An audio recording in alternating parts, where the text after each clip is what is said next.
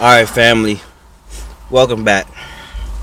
So this video is pretty much catered to you guys doing all of the rough things, all of the rough but necessary things. And sometimes you find time to question why you're even doing this when most people aren't, and you can get by just fine without doing it. Why are we doing these things? So I'm going to speak on discipline right now and why it's going to serve you. Alright, so I'm not the most disciplined person. I have two contrasting things about me. The type of person who wants to be structured, knock things out completely, just knock out a big ass to-do list. And then I have the part of me who just wants to rest a lot. Right now, because I've been working out and I've been just so sore and I've been eating like crazy because I'm bulking up, man. I'm bulking up. Come April, or summer next year, I'm trying to tell you, man, I'm gonna be looking real good because I'm putting in that work. So if I look real flabby or real bony or whatever, it's because I quit. All right, and I've quit before when it comes to the workout thing because I've questioned why I even do it. All right, so I'm gonna tell you why. All right, because I do practice a lot of discipline. All right, so let's just speak on some of the things that I particularly do. This doesn't make me a great man or whatever, but I just want to give you my insight on it. This doesn't make me better than anybody who isn't disciplined, all right? That's a fact, because I feel like whether if you're disciplined or not, happiness is all that matters. I'm personally not happy. I'm the happiest I've ever been, I would say. Ever since I was a child, a young child. I'm about as happy as I could ever be because I'm falling in love with the hunt, which means I'm falling in love with all these disciplines. So, I'll tell you a lot of things that I don't do. For the most part, 95% of the time, and especially on weekdays, I don't watch TV throughout the day. That's something that I taught myself a long time ago because I love TV. Alright, that's how I explore my imagination. Besides meditating and all that, but when I go to read, I don't read any fiction unless it's parables, only nonfiction. But I love TV so much. It's so easy to just get taken away and just live in this world, and makes you forget about how bad things can be out here. I get that, time and place for that, but because it takes up so much time and I can't get that back, I have to push that towards the end of the day. I start pushing that towards the end of the day, like I said before, and consequently I can't always make time to watch TV, even at the end of the day, and I'm okay with that. So that's one of the things that I do. And instead of doing that, I will force myself to read, but not as much as I want to. Or my little escape from getting out of reading, even though I'm very much adamant about reading, but my escape from that is playing chess. So I discipline myself by playing chess. Okay, I discipline myself by exercising, by working out,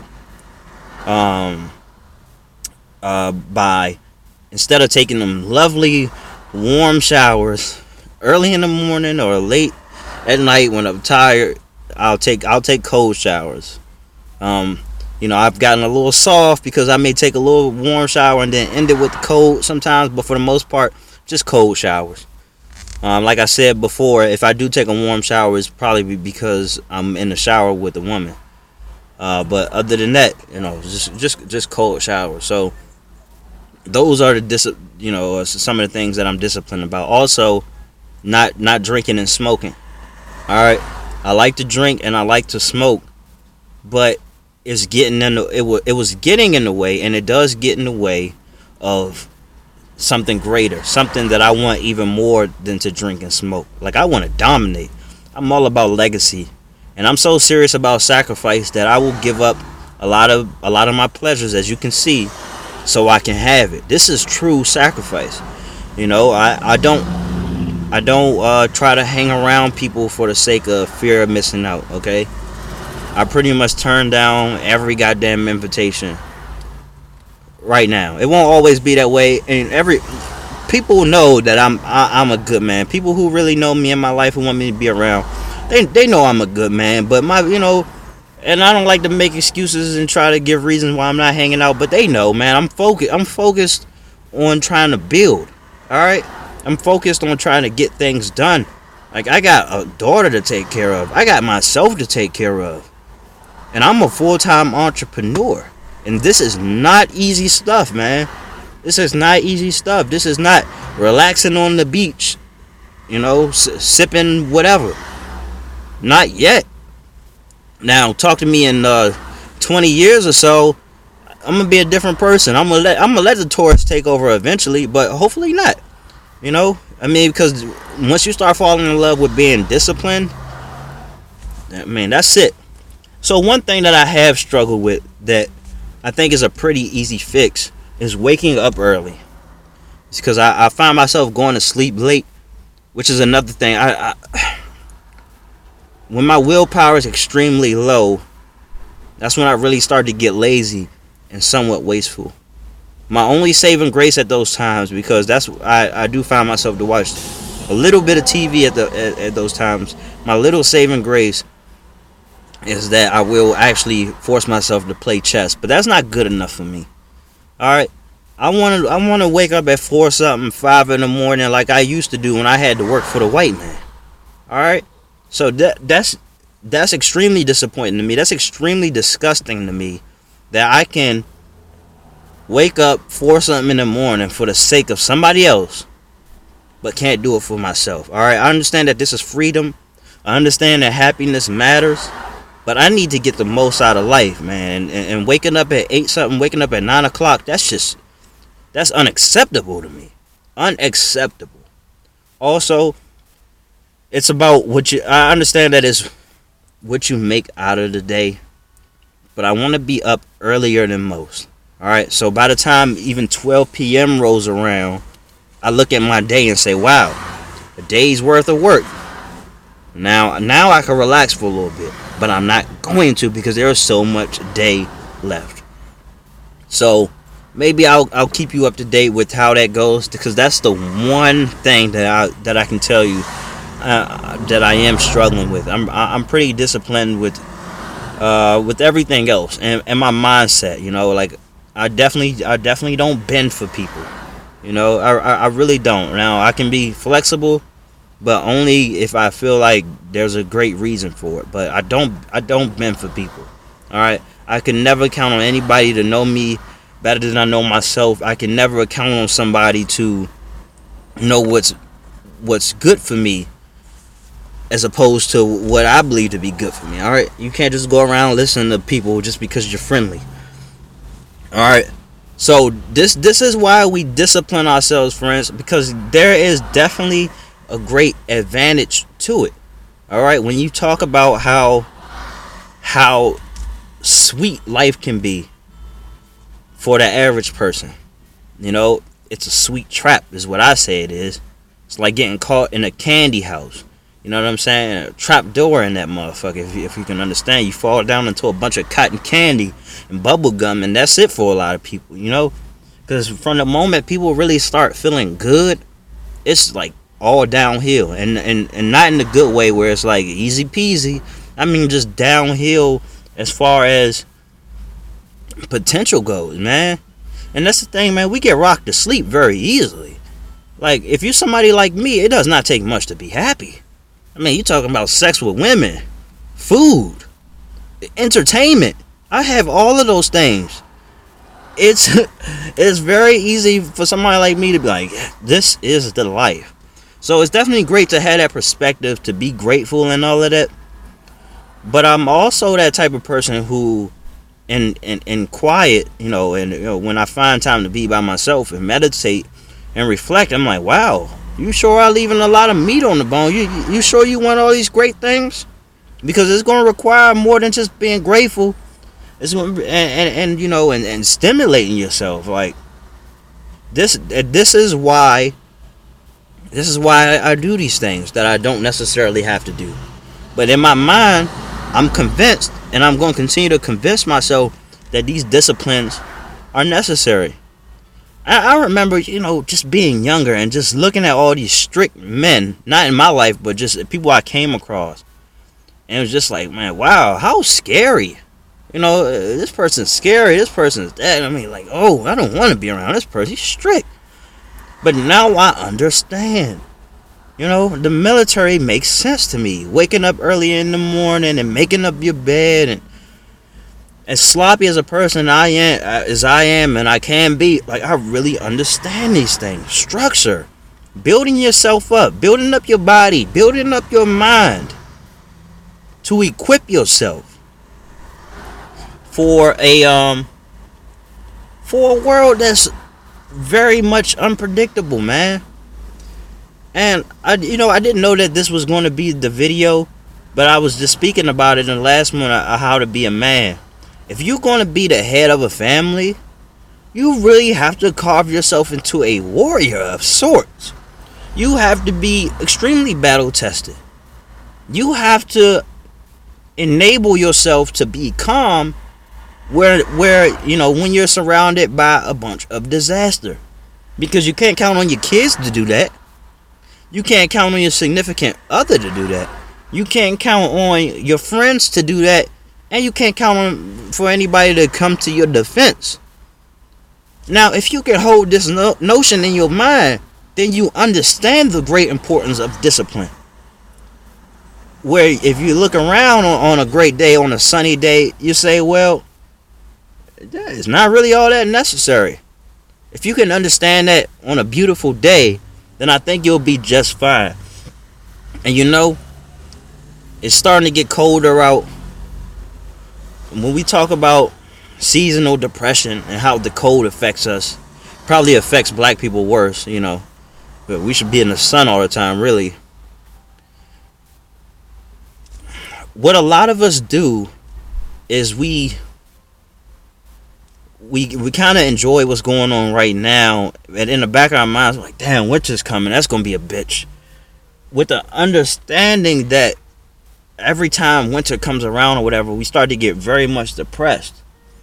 But if instead you prepared yourself for the colder elements, it wouldn't affect you like it affects everybody else. So to my point in my video about how to be a man, I actually forgot what I was about to say to that point, but I'll keep it rolling. Oh yeah, actually, I do know.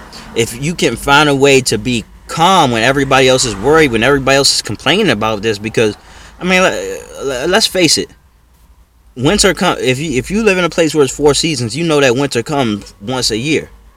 All right, so it's not a big shock. It's not coming out of anywhere. If you understand that and you prepare for it mentally, you prepare mentally for it, and you learn to embrace it. You learn to find the good in it. You learn to extract the message from it.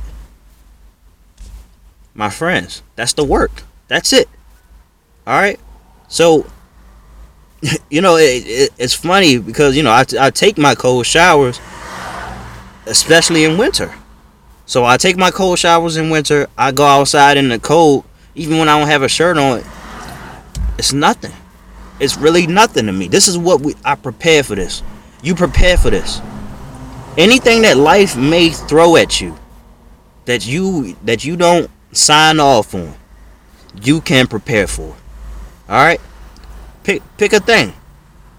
Pick a thing. What? Losing a family member? Negative visualization. All right, that's a meditation practice of people, of Stoics. It's an act of stoicism. All right, you prepare yourself for things like that, as opposed to saying, well, if something happens to this person, I'll be distraught. I understand that. I understand being distraught. And we're gonna lose a lot of people, and not always to natural causes. It does not take much for a person to lose his or her life. Alright, somebody's dying right now. Somebody just died right now. And now. Okay? This is happening. And it's going to find a way to find all of us. We have to make peace with these things. Because it's one thing to wish for a better outcome, to wish for better circumstances. It's another to understand that the pendulum swings both ways, my friends.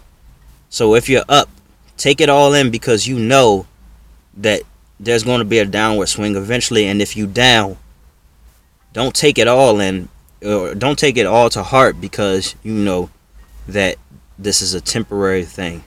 But as far as negative visualization goes, when you focus on the tragedies that may happen, that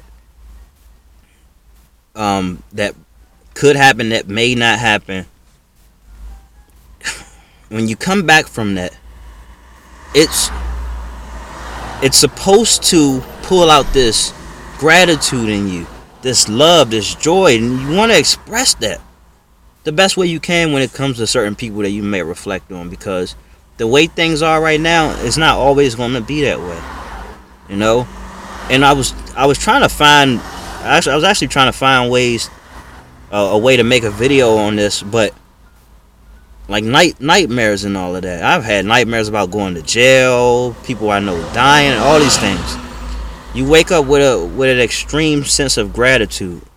Now I know that's not exactly what this video is about, but it's more so about getting an understanding of the harsh realities, of the cruelty, of the brutality, every bad thing that there is. You don't give too much life to it, but you gotta acknowledge it and prepare yourself for the world, that's out there. You know, for the events that are yet to unfold. All right, for fates that haven't yet been revealed. Okay, so this is why you practice your disciplines. Okay, you can set yourself apart, and as I've been told, and as I've seen, and as I've experienced, and I've come to this conclusion in my very own life, it does not take much to set you apart, my friends. Just embrace the hustle, embrace the grind, embrace the bullshit, and you'll be stronger and better because of it. Other people will benefit from that. I can't stress that enough. And with that, I'm going to go ahead and wrap this one up. Say best wishes to you all. Don't forget to like and subscribe. We're getting close to 1,000. I'm going to end this year off with 1,000 people. We're going to hit it hard. If you want to know how you can help me, just keep sharing. Keep sharing my stuff and keep liking every opportunity you can get. You can like all my videos. Let them play in the background even if you got it on mute. You know, I'm alright with that. Anything that you can do to help me get my messages out, if you feel like I'm adding some value, please do. I really appreciate that all, man. That's why I try my best to respond to everybody. Sometimes YouTube just hides your messages and I can't find it. Even when I go, you know, in the creator studio, they just take them away. They don't want to see me win, but I'm a ball on that bitch ass. You know what I'm saying? So, alright, take care.